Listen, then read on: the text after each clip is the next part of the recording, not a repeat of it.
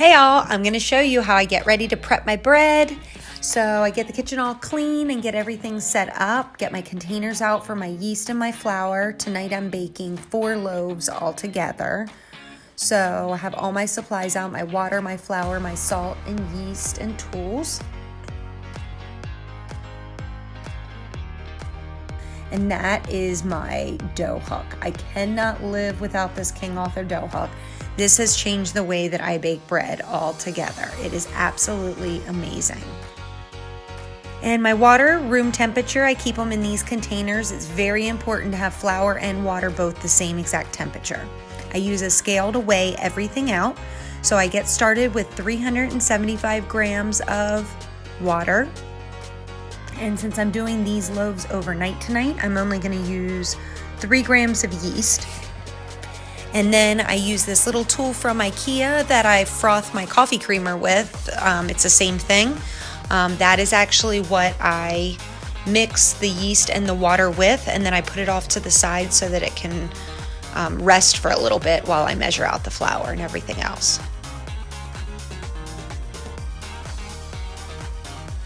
Okay, so tonight I am using a General Mills flour, actually that's called All Trumps, just because my husband stopped and that's what he picked up today.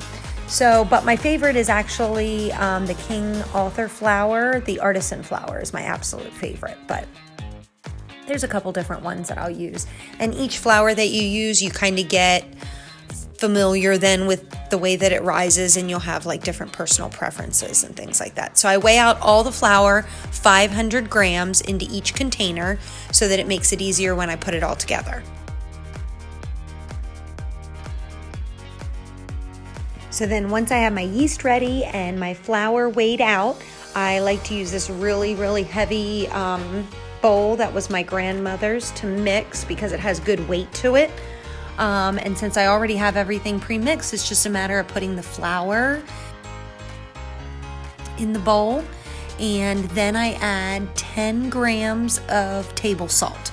I put the salt right on the very top, and just through personal experience, I've learned that when I pour the yeast in, the yeast needs to mix with the salt right away.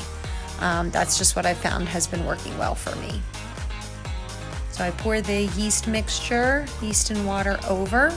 I leave a little bit in the bowl, kind of swirl it around to make sure that I get all of it out.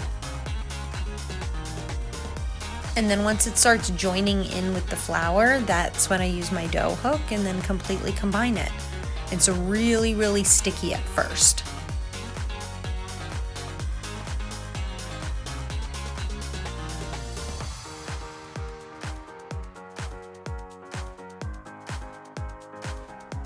Once we have that all mixed up and ready, then this is my favorite pan, my Dutch oven. I use a little bit of olive oil spray. I spray the inside of the pan, and then I kind of take like the wet doughy mixture and put that just in the pan that it'll eventually get baked in.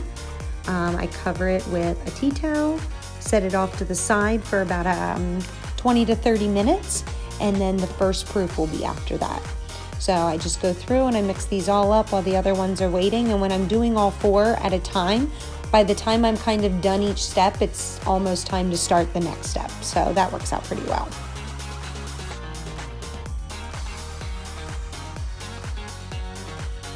Here you can see the texture of them. Next step coming up.